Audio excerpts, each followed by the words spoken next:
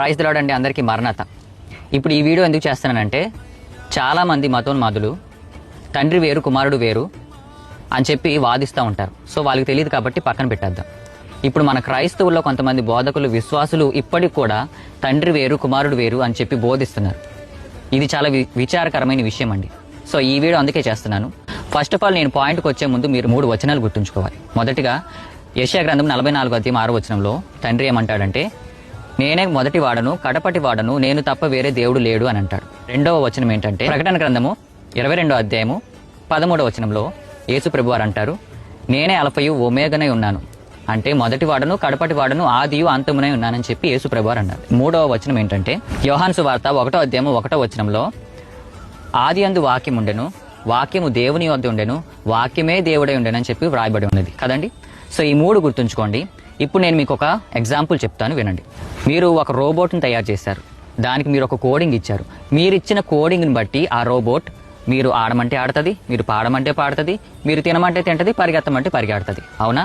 అదే మీరు కోడింగ్ ఇవ్వకుండా ఒక రోబోట్ని తయారు చేస్తే మీరు చెప్పింది అది చేస్తుందా? చేయదు. ఎలాగైతే ఒక కోడింగ్ అనేది ఒక రోబోగా క్రియేట్ చేయబడిందో, ఇప్పుడు వాక్యము ఒక మనుష్య రూపంలో భూమి మీదకి వచ్చింది. ఆయనే యేసు ప్రభువారు శరీరధారి అయి భూమి మీదకి వచ్చాడు. యేసు ప్రభువారు యోహాను సువార్తలో 14 ఉంటది.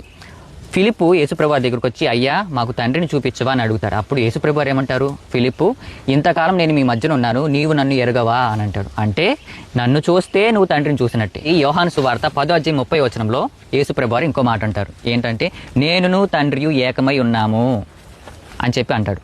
ఈ జ్ఞానంతో ఆలోచించాలి. సరిగ్గా జ్ఞానం ఉన్న వాళ్ళు మనసు పెట్టి ఆలోచిస్తే ఇక్కడ యేసు ప్రభువారు హింట్లు ఇస్తూనే ఉన్నాడు ప్రతి ఒక్క చోట. ఆయన నరనరాలు వాక్యమై ఉన్నది. సో ఆ వాక్యం బోధిస్తుంది, నేనే తండ్రిని, నేనే కుమారుడు, మేము ఏకమై ఉన్నామని చెప్పి యేసు ప్రభువారు సెలవిస్తున్నారు. నేను చెప్పిన పాయింట్లన్నీ కలిపి తండ్రి కుమారుడు ఏకమై ఉన్నారని నేను రుజువుతో సహా నేను మీకు చూపించాను. బైబిల్ గ్రంథంలోని పాత నిబంధనలోను కొత్త నిబంధన. ఎందుకంటే దేవుడు ఒక్కడే, ఆ దేవుడే వాక్యమై ఉన్నాడు. ఆ వాక్యము శరీరము ధరించుకున్నది, ఆ శరీరధారియే యేసు ప్రభువారు.